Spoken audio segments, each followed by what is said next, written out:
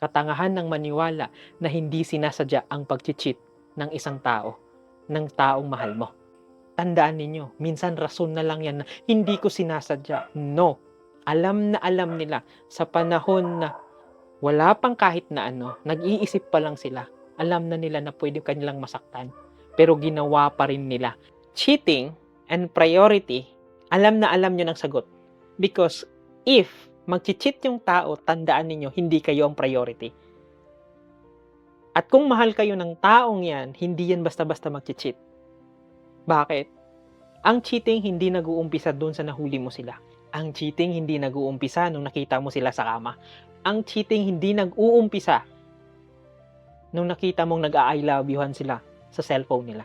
Hindi doon nag-uumpisa. Ang cheating nag-uumpisa kapag yung babae o lalaki nag-iisip na i-chat niya na even though may asawa siya. Nag-isip po yan siya. Nag-iisip po yan siya kung tutuloy ko ba? Kasi may asawa ako, kasi mahal ko to.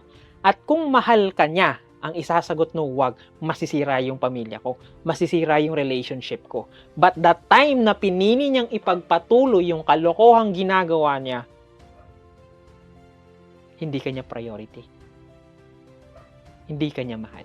Kasi kung totoong mahal ka niya, iiwas niya yung sarili niya to the point na masisira yung doon sa point na ikakasira ng what? Ikakasira ng relationship yung dalawa.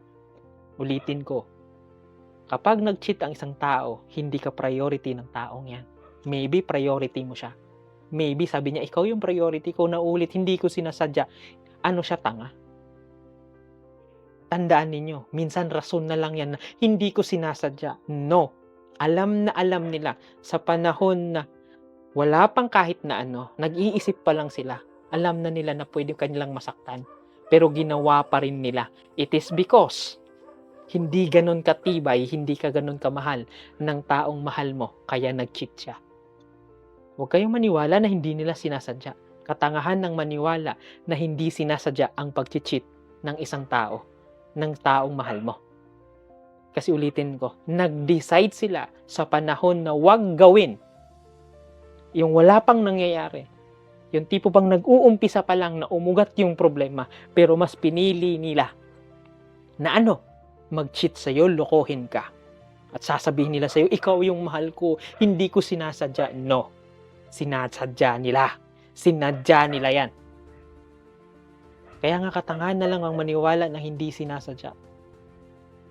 At tandaan mo, hindi ka priority ng taong nag-cheat sa'yo. Kasi kung priority ka niya, hindi yan magloloko.